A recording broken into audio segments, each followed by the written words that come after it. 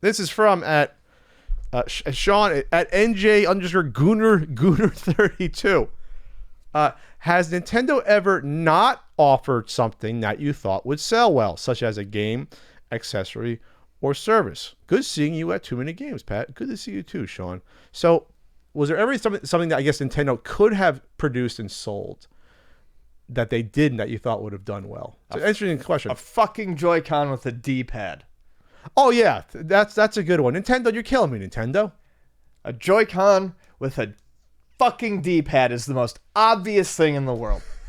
So obvious. It drives me nuts. I'm sitting there and I'm playing Mario and I'm having a good time last night, Mario Maker. And I'm having a good time because my buddy Fox sent me a set of Joy-Cons that he put together with a D-pad. Okay. And they're beautiful and they're gorgeous and they work great. And then I throw it on the dock because it's starting to die and my Joy-Cons need to be charged. So I slide the Joy-Cons onto the system and I grab my Pro Controller and I start playing Mario like I fucking washed my hands in butter. My enjoyment of the NES games, playing them on the Switch, quickly subsided when I try to play ice hockey, the game I'm trying to get better at to beat you at.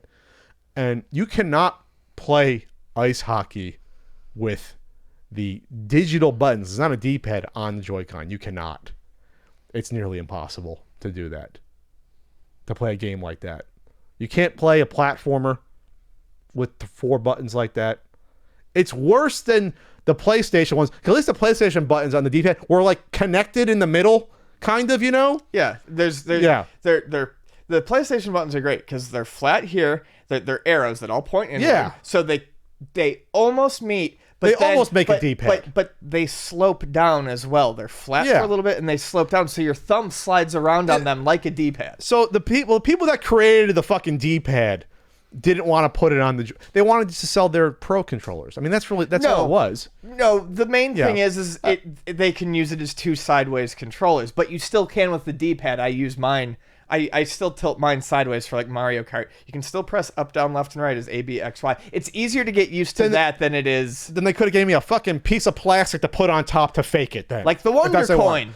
The what? The Wonder Coin. The Wonder Coin. The Wonder Swan. They had something like that. It was a little coin, like a little coin with a little bit of sticky stuff on it, and it came with. It came with Guilty Gear, I think, and you put it on top of there so that your thumb moves smoothly over the D-pad. It's just a little circle, but that way you can do like fighting game inputs and stuff. Something like that. Swear to God, a Wonder Coin would do wonders. Sell to me for $5 and everyone would have bought 2 of them. They would have sold millions of them, right? Yeah. You can buy the third party like Hori ones, but then they don't have like all the gyro stuff in them, right? Because they're cheap. They're $20. So yeah, and you can only use them while they're attached to the system. Yeah, so it's like a weird half measure to go. Come on, Nintendo, you're killing me here. I'll buy one for $40 right now. I would have done it. All right, so what I came up with was, off the top of my head, I was surprised that Nintendo didn't put out a steering wheel accessory, and I think it would have probably done the best for Super Mario Kart on the Super Nintendo. I'm surprised they didn't have a steering wheel for that, because there was a lot of racing games on Super Nintendo. I'm finding out with a certain Super Nintendo guy lot. You've got your vroom vroom wee wheel, so they kind of did. Well, I'm talking about before that. That doesn't count, the piece of plastic. No, it doesn't. But I'm kind of surprised there wasn't a Super Nintendo steering wheel. I'm really surprised. Yeah, it's not analog, but I think you could have done something. And definitely for the N64, I thought they would have had one. For N64. Nintendo doesn't, but there's other ones. There's off-brands. But yeah. I'm surprised Nintendo wouldn't have said, okay, we got Mario Kart 64, let's do a bundle, or it would have sold. I mean, what percentage of N64 games are racing games? Someone has it's got to be high. Someone has to have done that out there. I mean, we can just eyeball the list real quick. If it's below 15%, I'll be shocked. There's got to be at least 20 to 25 racing games out of 300. There's got to be Pac-Man. There's got to be over 20. There has to be. Well, surprisingly, no one's answered that question yet. But. Control F Racing. All right. Let's see.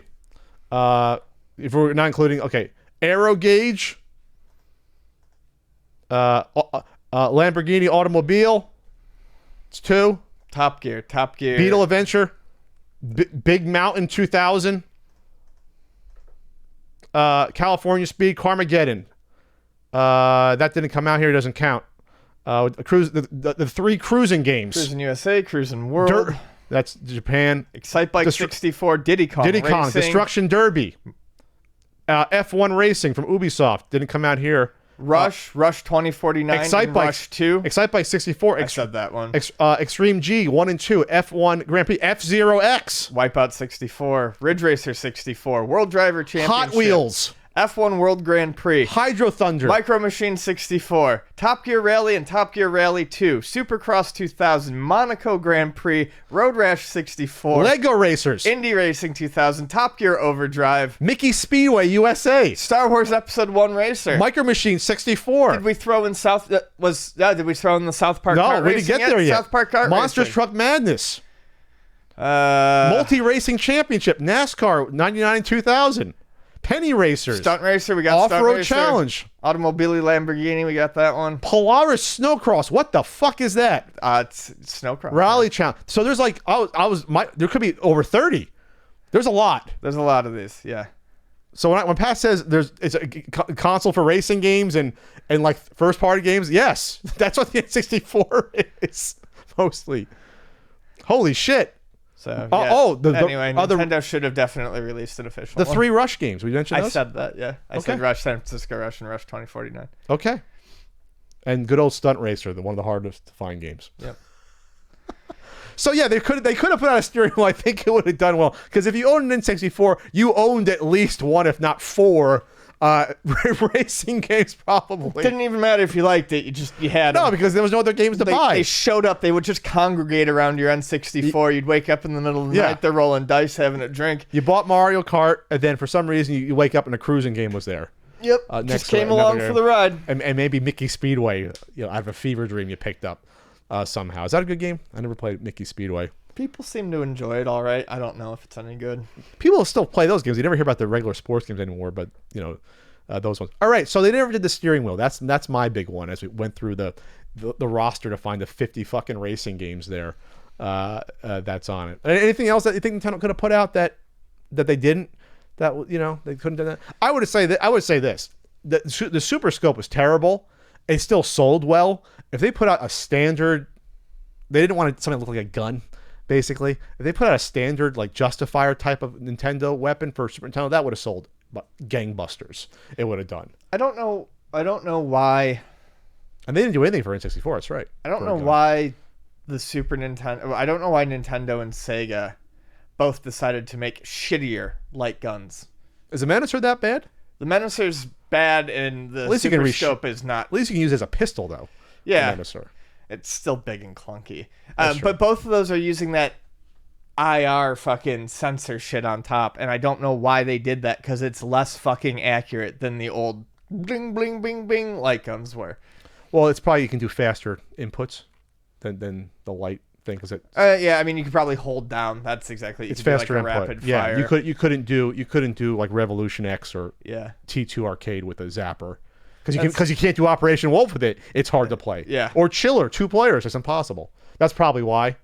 But yeah, I'm surprised they didn't put out just a standard gun because the Super Scope was awful. Yeah. My eye got weird. I couldn't like adjust to the aim over the shoulder after a while. I couldn't. It was just terrible. All right, is that good enough for that? That's it.